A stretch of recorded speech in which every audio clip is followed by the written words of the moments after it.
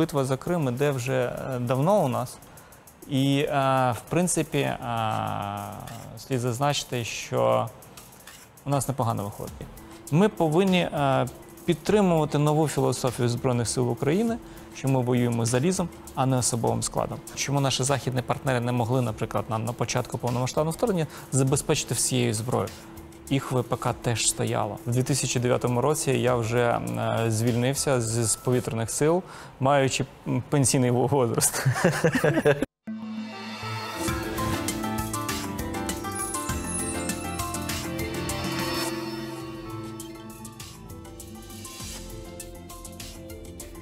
Вітаю всіх глядачів в ефірі. Це проєкт «Інтерв'ю без кордонів». Моє ім'я Дмитро Пустовіт, а мій сьогоднішній гість Анатолій Храпчинський, заступник генерального директора компанії-виробника Military Tech, авіаексперт. Вітаю. Вітаю. Дякую, що погодилися сьогодні завітати до нас у гості.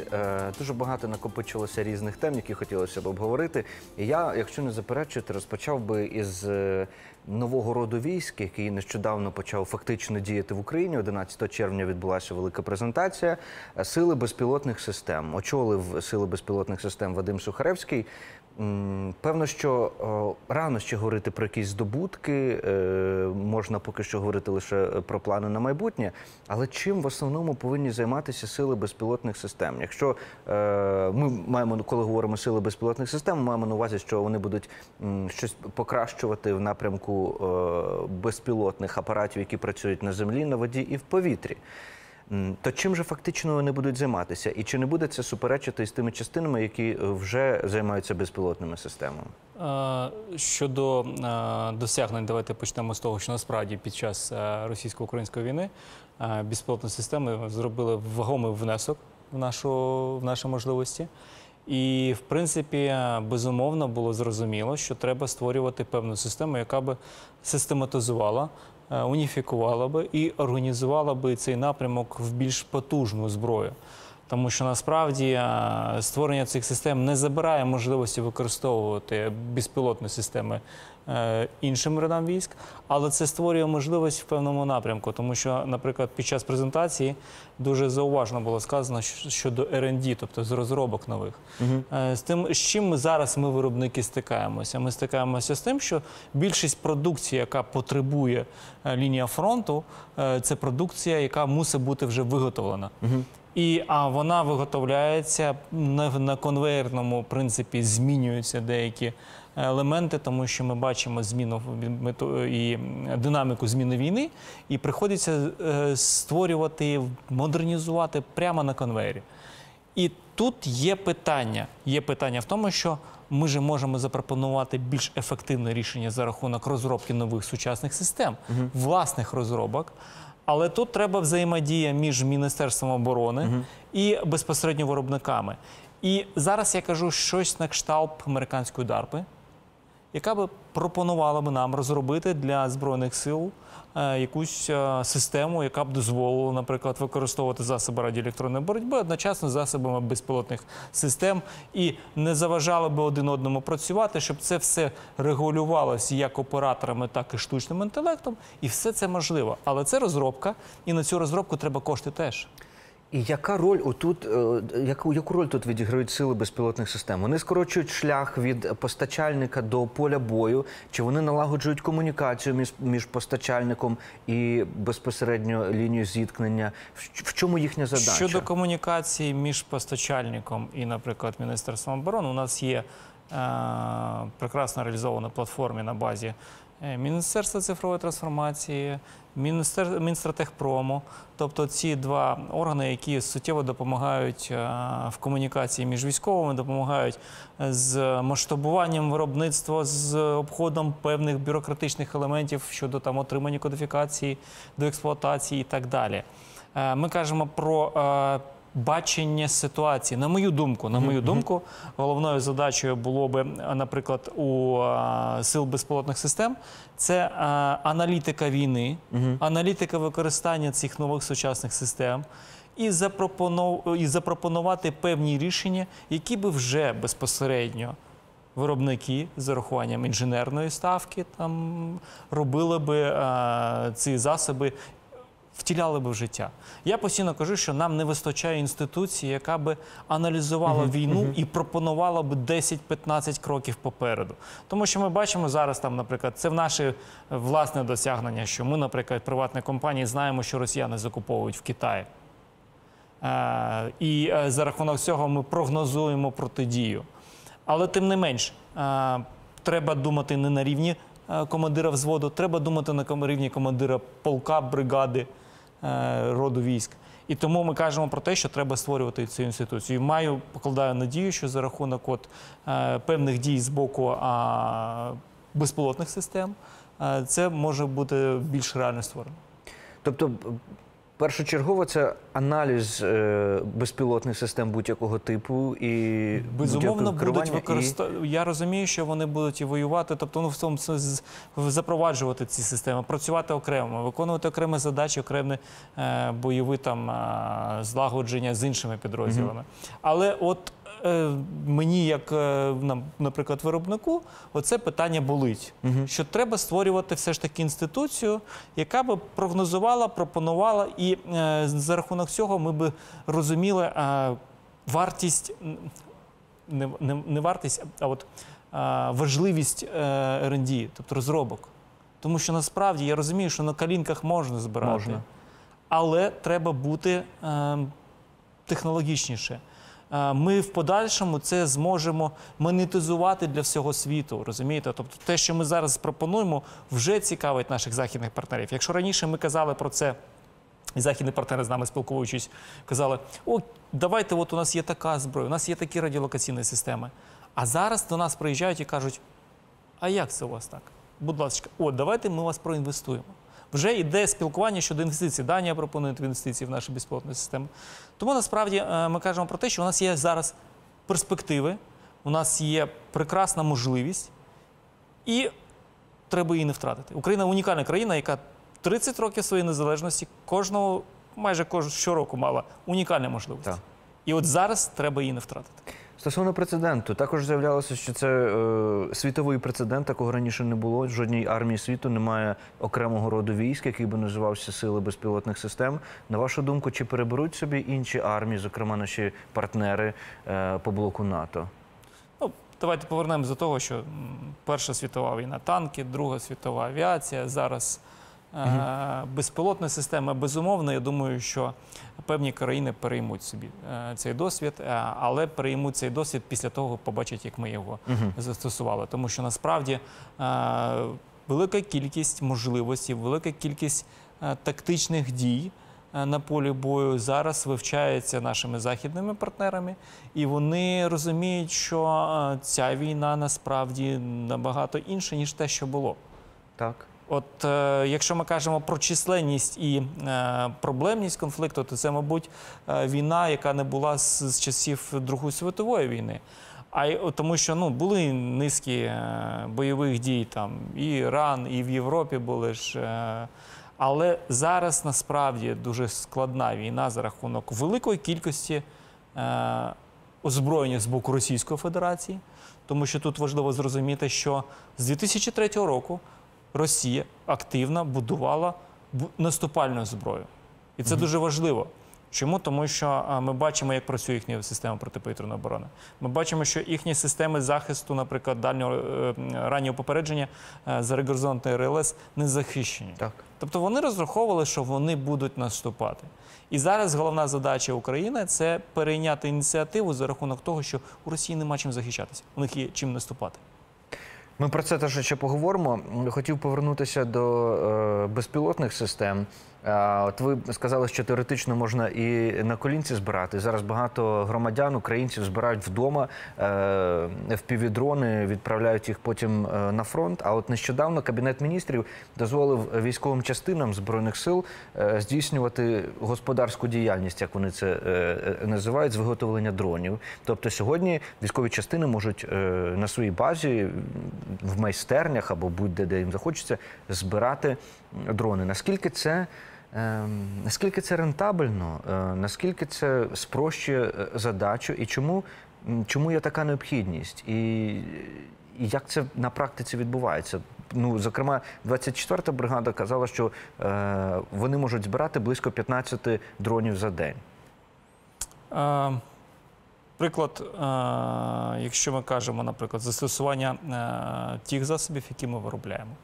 У нас є потреба в одній добі для того, щоб відправити засіб і відремонтувати, наприклад, військових там рекламація, вони або постраждали внаслідок якоїсь бойових дій, відправляється нам одна доба, дякувати новій пошті, одна доба ремонтується, на наступну відправляється.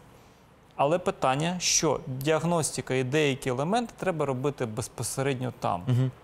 За рахунок цього, от ми, наприклад, з деякими військовими частинами домовляємося про підписання меморандуму і створюємо на базі військової частини, створюємо лабораторію, яка б одразу ж перевіряла.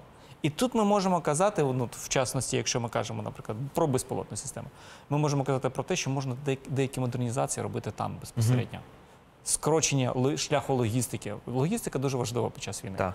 І ми кажемо про те, що за рахунок от таких можливостей розширюється спектр сили і можливості у військових. І це дуже важливо, тому що є активний діалог, у нас є розуміння, ми з ними спілкуємося, що потрібно, і як це треба змінювати. Але от за рахунок створення такої можливості господарської діяльності ми кажемо про те, що це пришвидшить розробки і збільшить їхню ефективність. Фахівці – це люди, солдати або військовослужбовці, які здійснюють таку діяльність, чи то ремонт, чи то проводять аналіз цієї техніки, або паяють її, збирають. Вони навчаються вже під час служби, чи їх залучають окремо, як краще? Ну, є фахівці, які навчалися до цього на такі профілі. Є фахівці, які, от прям можна сказати, що там на місці розбираються.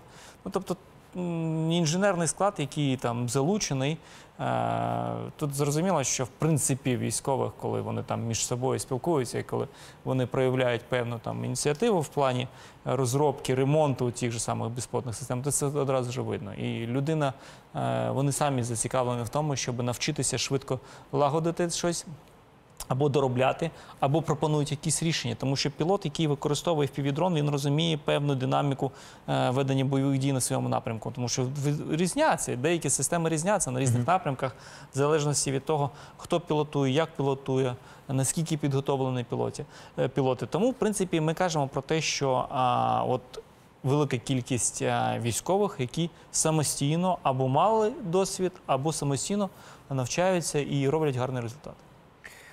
На сайті Міноборони нещодавно з'явилася новина про те, що Агентство оборонних закупівель Міноборони стало найбільшим замовником безпілотних систем, безпілотників у системі ProZorro. Цей показник становить 40% від загальної суми угод на дрони. І закупили дронів DJI Mavic 3i та 3T на суму 2,5 мільярди гривень. Це лише розвідувальні дрони. Також був наказ фактично президента Зеленського про 1 мільйон дронів. Якщо не помиляюся, ви казали, що це не так багато, тому що в Україні сьогодні вже 300, як мінімум 300 компаній, які по 3 тисячі на компанію, і це ось тобі 1 мільйон дронів. Але разом з тим, кожного дня люди донатять на дрони. Кожного дня, без перебільшень, на багато дронів, на декілька дронів, на FPV-дрони сотнями, конкретно бійцеві, родичу, батькові або братові на Mavic і таке інше.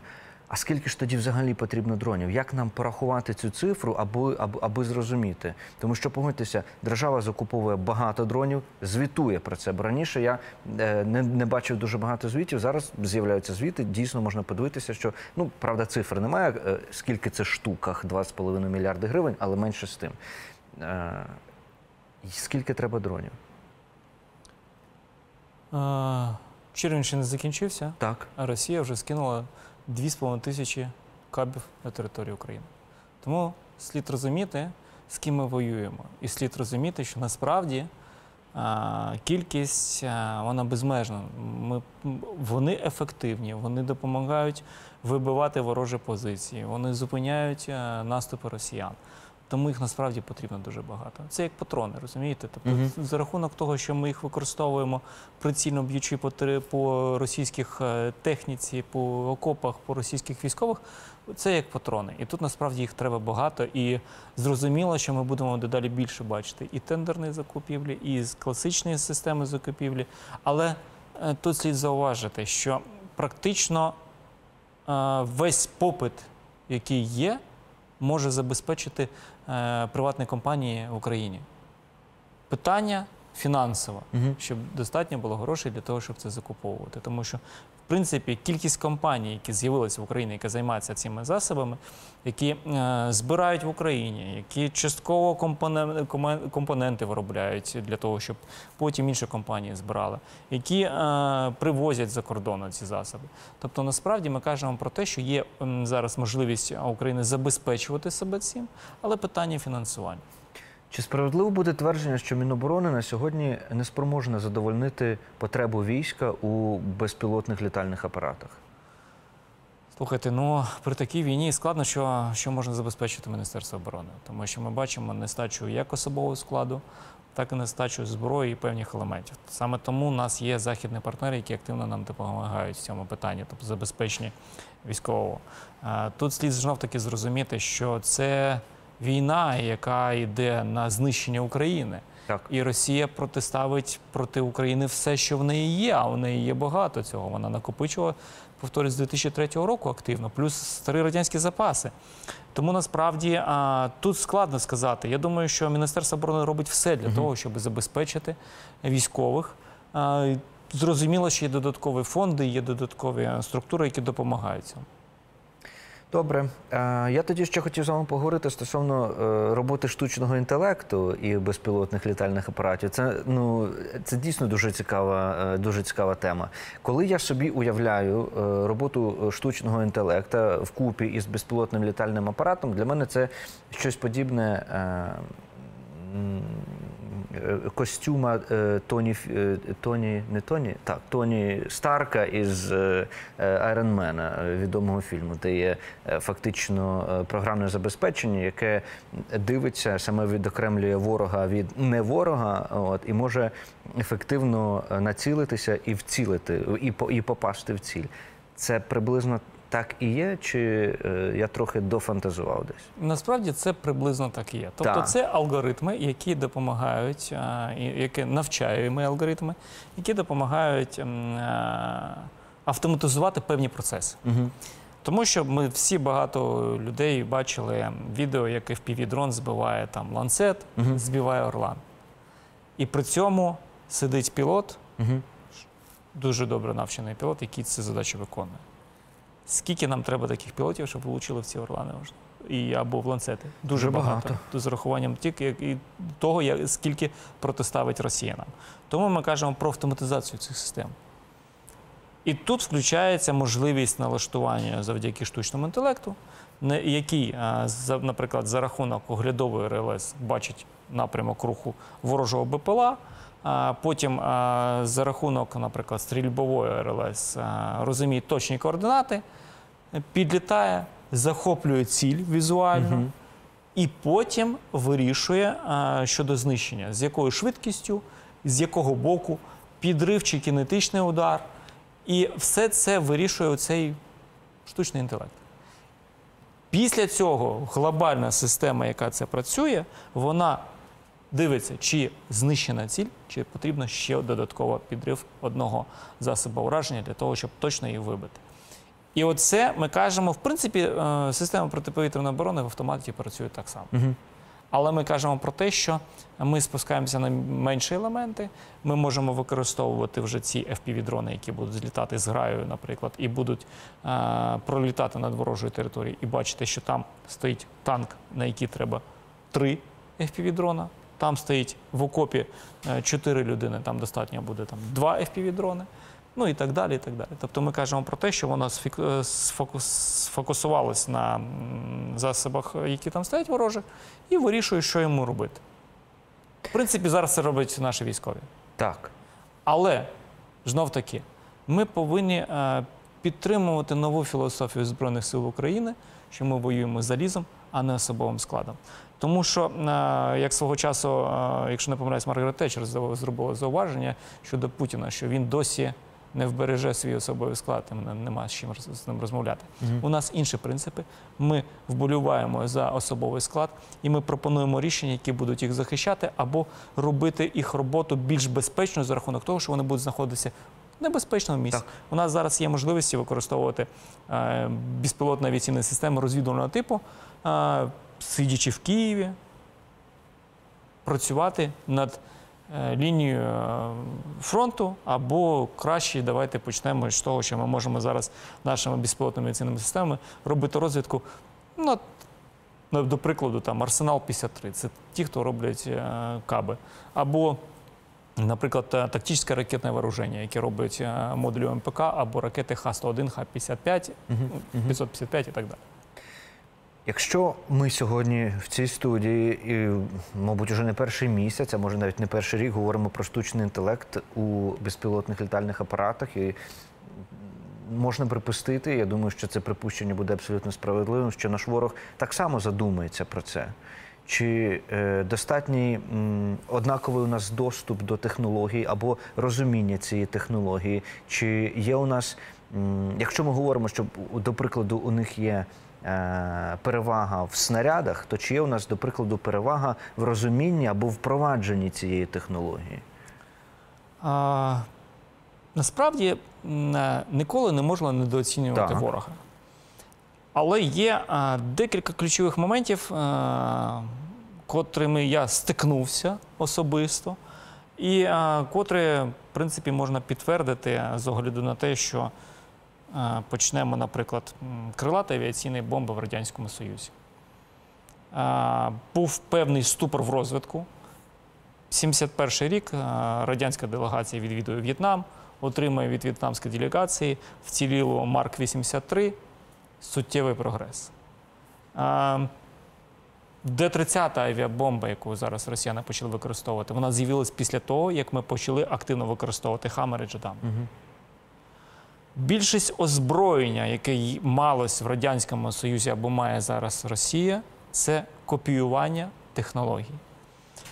Славнозвісний літак дальнього радіолокаційного виявлення А-50, найпотужніший, аналогів нет, він не бачив висоти цілі. Він бачив азімут, він бачив відстань, висоту цілі він не бачить. Не розумію, на якій відстані від землі знаходиться ціль? Так. Да. І так далі по всіх одиницях. Вони створили літак Ту-160 стратегічний, поставили туди двигуни НК-32 з ресурсом 3000 годин. Все. Ну, ви розумієте, який це обмежений ресурс для двигуна. І зараз вони не можуть створювати такі двигуни. У них взагалі проблема зараз з двигунами. Навіть для цивільної авіації. Вони зробили там двигун, він на 3 тонни, чи наскільки там був важчий, і його літак на який не підійме. Тому, насправді, з огляду на те, система С-400 нищиться. Так. Вони заявляють зараз про нові системи С-500. За весь час розробки цієї системи з 2010 року певні елементи цієї системи вже відпрацьовувалися разом з С-350, з С-400, там, той самий РЛС «Падльот», який був знищений теж Силами оборони України. Але РЛС «Єнисей» ніхто не бачив. Один раз бачили в Ахтюбінську на випробуваннях, і після цього ніхто не бачив. І вона, в принципі, була єдиною системою, яка мусила бути в цій системі новій С-500. Але, повертаючись знову-таки, вони кажуть, що С-500 буде знищувати низькоорбітальні супутники. При цьому ці ракети, які вони пропонують для знищення, не передбачають перед собою роботу в позаатмосферне середовище. Вони кажуть про знищення балістики, але жодна з ракет, які пропонує С-500, не може робити кінетичне знищення. Цікаво. Тому я постійно повторюю, з урахуванням того, що Росія, країна, яка устаткувала від Радянського Союзу більшість, вона не до кінця змогла. Давайте почнемо з того, що більшість людей, які щось вміли робити, виїхали з Радянського Союзу, як тільки він розвалився. Багато прикладів. Так. Давайте почнемо з того, що найкращі двигуни, які випускались з часів Радянського Союзу, випускались на моторсічі. танки найкращі були в Харкові, а не в Росії. Тому от в цьому, мабуть, є ахіллесова п'ята Росії. Вони можуть зробити багато танків, вони можуть зробити багато самольотів, але вони малоефективні. І от саме протидія за рахунок високоефективної сучасної зброї ми зможемо здолати Росію. Приймається. Стосовно великої кількості безпілотних літальних апаратів або FPV-дронів, які можуть здійматися в повітрі одночасно, це так званий рій дронів. Ця технологія ефективна і чи працює вона вже? Бо чув заяви скептиків, що це не дуже ефективна технологія, тому що незрозуміло, зі скількох пташок повинен складатися цей рій, як ним керувати, і хто повинен ним керувати, як об'єднати їх всіх, є складність в тому, аби передати всі сигнали з цих пташок на один пульт керування і багато-багато заперечень. Що ви скажете? Ви бачили, замість феєрверків використовують дрони, які різними кольорами рисують різні малюнки або там 3D якісь графіки, тобто там або тварин якихось показують. І от уявіть, що це просто треба змінити алгоритм. Треба не показувати щось, а вишукувати цілі по землі бити. Тому тут, в принципі, немає проблеми. Проблема реалізації, проблема кількості використання, якості використання. Оце ми повертаємося до тої інституції, яку я казав. От тут вже ми кажемо аналітика бойових дій, досвідчені офіцери української армії, які закінчували українські вузи, які воювали з 2014 року, вони зможуть допомогти. Відстороняємо все радянське. Давайте, от моя позиція така.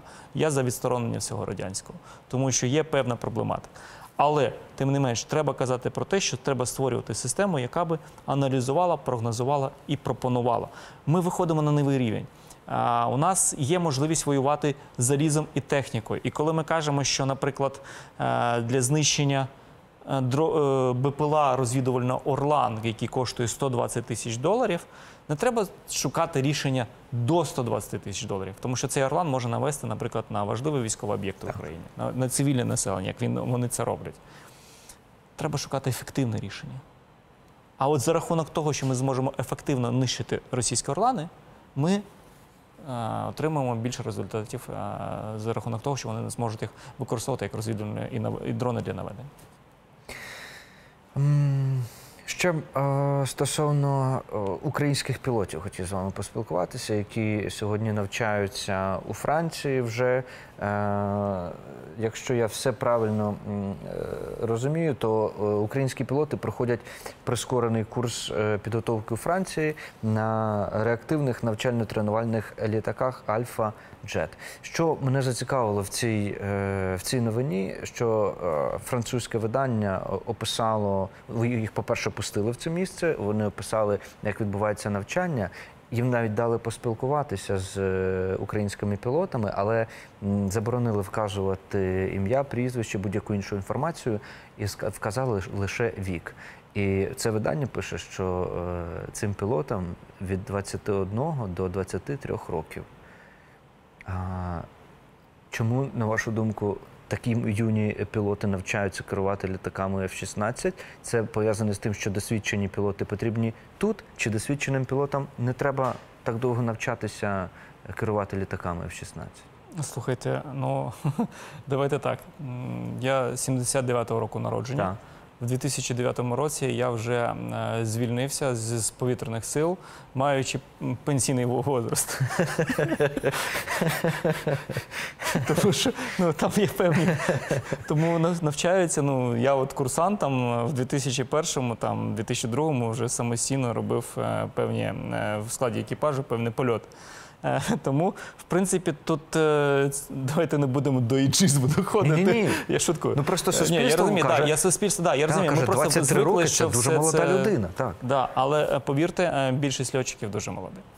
І більшість льотчиків, і тут слід не забувати, що у нас є декілька програм навчання, коли навчаються офіцери, льотчики вже з бойовим досвідом, які навчаються льотчики з досвідом, і навчаються курсанти, тобто курсанти вузів, Харківського інституту льотчиків, проходять навчання, пройшли навчання на легкомоторних, на реактивних літаках. І далі йде вже перехід або на «Міраж», або на F-16, або на СААП, який буде використовувати функцію дальнього радіолокаційного виявлення. І насправді ця програма велика. Ми бачимо, що вже пройшло понад півроку з початку навчання наших пілотів. І за час навчання з'явився ще додатково один тип літака. Ще додатково нам Швеція надає 2 літака дальнього радіолокаційного виявлення, які, в принципі, роблять з наших F-16 4-го покоління, роблять літаки 4-го плюс покоління. Оце все те, що у нас відбувалось до заяви Швеції щодо передачі цих літаків. Експертне середовище дуже активно обговорювали тактико-технічні характеристики F-16, обговорювали їх виключно в рамках доступної інформації з відкритих джерел. Ну і розуміння цього літака виключно як перехоплювача. Винищувача. Треба розуміти, що є певні характеристики, які не відкриті для загального доступу. І, в принципі, те, що ми кажемо, знов-таки, люди, які можуть мати інформацію, наприклад, з відкритих джерел, а люди, які дотичні до деяких елементів, до деяких процесів. І тому, от ми кажемо про те, що зараз після передачі інформації по поводу того, що Швеція готова передати ці літаки, ми кажемо, що, ну, хлопці, от тут ви сварилися, там, блок 40, блок 50. Вже немає різниці. Тому що оцей СААП буде бачити на 450 кілометрів за рахунок протоколів взаємодії між F-16, «Міражами». Він буде давати цілі вказівку, і наші літачки будуть знаходитися в режимі виключного радіолокації системи і виконувати задачі по російській території на відстані там. А тепер мене цікавить виконування задач по російській території на далеку відстань. Надають нам літаки. Хтось заявляє, що можете керуватися, використовувати ці літаки, як вам заманеться. Інші країни кажуть, ну, тільки виключно на території України їх можна використовувати. При тому така неоднозначна заява, що їм можна зрозуміти, що літак повинен перебувати в авіаційному просторі України, чи та ракета, яку він випускає, теж не може перетинати кордон України. Це одне питання. Але поки що немає якогось дозволу на використання далекобійної зброї вглиб тилу противника. Чи має щось змінитися до того часу, поки літаки приїдуть, чи я не маю повноти інформації? Почнемо з того, що деякі країни дозволили нам використання озброєння літаків F-16 по території Російської Федерації. Деякі країни дозволили нам використовувати літаки на території Російської Федерації. І у нас є певні дозволи, наприклад, з боку наших західних партнерів щодо використання озброєння по території Російської Федерації, по військових об'єктах, на певних відстанях, або якщо ці об'єкти залучені до, наприклад, просування військ на територію України. Так. В принципі, це дипломатична мова, яка дозволяє нам в різних містах поставити крапку. І це дозволяє нам розуміти певні настрої, наприклад, з боку нашого ворога, і що він буде зараз робити. А поки ми будемо готуватися наносити удари. І застосовуємо поки що свої безпілотні авіаційні системи, які можуть літати на відстань до 3000 кілометрів. Або, наприклад, можемо використовувати,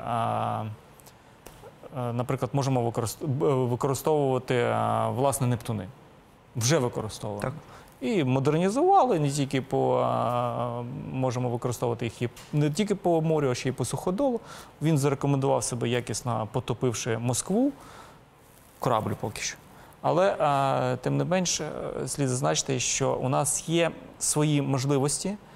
І тут, мабуть, що слушно було би зауважити, що український ВПК зараз активно становиться на такі військові рейки.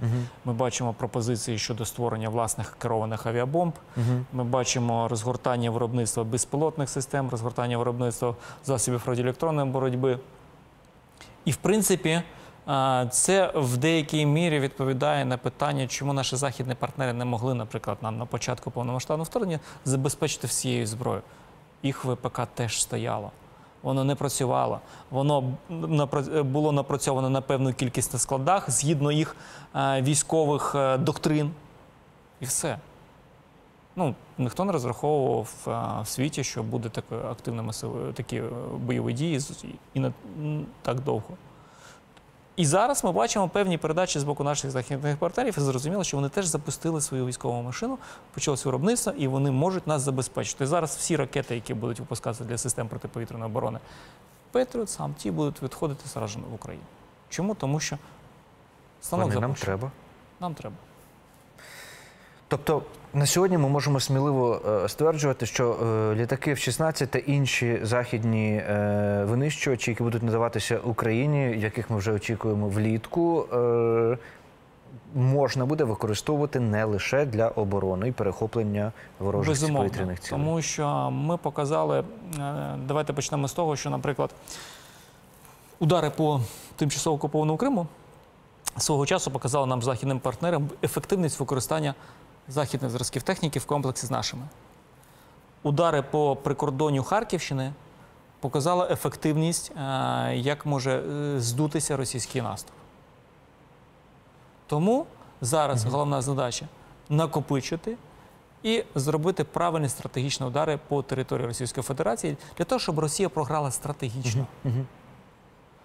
І за рахунок, наприклад, того, що навіть по останнім військовим пакетам слід зазначити, що наші західні партнери зробили роботу над помилками після контрнаступу, те, що вони зброю надавали.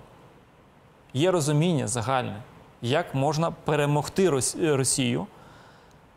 Зрозуміло, що в наших західних партнерів залишається проблематика з розумінням, як виглядає переможена Росія. Тому що вони ще перелякані з 91-го року, коли розпався Радянський Союз. Пам'ятаєте, до нас приїжджали і просили, щоб ми не виходили з Радянського Союзу. Бо ядерна ж зброя. Як ми ж це будемо потім це вирішувати? Давайте маньяна, тобто завтра іспанською. Тому насправді ми кажемо про те, що зараз потужна робота повинна бути з боку нашої дипломатії, з боку наших мас-медіа, для того, щоб наші західні партнери розуміли, що таке реальне обличчя Росії і як воно мусить виглядати, програвши. Про Крим. Нещодавно, напередодні буквально цієї ночі, був уражений, у мене тут записано, я буду підчитувати, Центр дальнього космічного зв'язку в селі Вітане, що має повну назву 40-й окремий командно-вимірювальний комплекс у складі головного випробувального космічного центру імені Титова повітряно-космічних сил РФ. Цей об'єкт був захоплений під час анексії Криму. Що це за військовий об'єкт? Чи міг він якось, або чи був він спроможний якось допомогти Російській Федерації відбивати атаки з повітря в тимчасово окупованому Криму? Тут, мабуть, стратегічне питання, тому що насправді, якщо ми кажемо про ці засоби, то якщо ми кажемо простою мовою, щоб було зрозуміло нашим глядачам, це центр, який міг керувати такими групами супутників, як ГЛОНАСС, те, що робить навігацію, супутниковий зв'язок військовий, Благовіст, якщо не помиляюсь, і певні групи супутників, які займалися пасивною або активною радіолокаційною розвідкою і могли, наприклад, працювати як засоби радіоелектронної боротьби в космосі для пригнічування можливості супутників іноземних. Тобто ми кажемо про те, що це стратегічна задача, і цілком ймовірно, що пункт керування втратить певні можливості. В Криму є ще пункти керування, на жаль, в Росії. Але тим не менш в Криму він втрачає можливості, і це зменшує можливості щодо роботи на території України, європейською зоною, чи навіть європейською частиною Росії. Це дуже важливо, тому що нам туди треба бити. Але знову ж таки, повертаючись до вашої тези, що російська протиповітряна оборона не здатна, або не завжди здатна, або переважно не здатна захищати свої стратегічні об'єкти. Цей об'єкт, мабуть, без перебільшення можна назвати стратегічним. Де була російська ППО в цей час? Система «Панцир» російська, система «Тор». Ми бачимо, як нищаться російські літаки за рахунок «Friendly Fire». Ці системи мають режим автоматичного знищення будь-якої цілі в повітрі. Після того, як неправильно відпрацює деякі елементи, включається цей режим, і не треба свій чужий, воно просто буде нищити все. І, в принципі, це не перший раз. Ми бачимо, як це відбувається. Не перший раз, що в Сирії ці панцирі лопасили по зграях птахів, ну і так далі. Тобто, взагалі, щодо радіолокації, як в Радянському Союзі, повертаючись до А-50, які не бачили висоту цілі, є певні питання. Зараз активно працюємо в розробці створення своєї системи протидії протирозвідувальних і ударних БПЛА. Тому бачимо ці деякі проблеми, які були закладені ще в 60-х роках в Радянському Союзі, які були неправильно скопійовані у американців, там, у певних країн. В одному з нещодавніх інтерв'ю або включень в українські телеканали ви сказали тезу, або медійники так і подали, що битва за Крим уже почалася. Я хочу зазначити, що, в принципі, битва за Крим іде вже давно у нас. І, в принципі, слід зазначити, що у нас непогано виходить. Так. Удари по важливих об'єктах на території Криму, знищення систем протиповітряної оборони дозволяють нам вирішувати деякі стратегічні питання напрямку щодо Новоросійська, Єйська, Морозовська. Тобто це дозволяє нам бити далі. Але треба ще працювати. По Криму. Раніше багато хто з військових експертів чи аналітиків казали, що Кримом повинно все завершитися, що війна повинна закінчитися зі звільненням Криму. Мовляв, з чого почалося, з того закінчилося. Така історія мені завжди видавалася доволі дивною, тому що виглядає занадто казково спланувати і врахувати стільки моментів, скільки змінних в цій дуже складній війні, щоб звільнити всі території, а потім звільнити Крим. Зараз, якщо ми бачимо, що Крим найбільше потерпає з повітря, виправте, якщо помиляюся, але на сьогоднішній момент видається так. Або від безпілотних систем саме, не тільки з повітря, а й від надводних і підводних дронів. То, можливо, з Крима все розпочнеться, велике звільнення або черговий великий контрнаступ розпочнеться з Криму. І коли Крим буде звільнений від Російської Федерації, тоді вже можна буде з позиції сили підходити до переговорного процесу. Росія створила з Криму велику військову базу. Ми бачимо системи радіолокації, супутникового зв'язку, аеродром Більбек.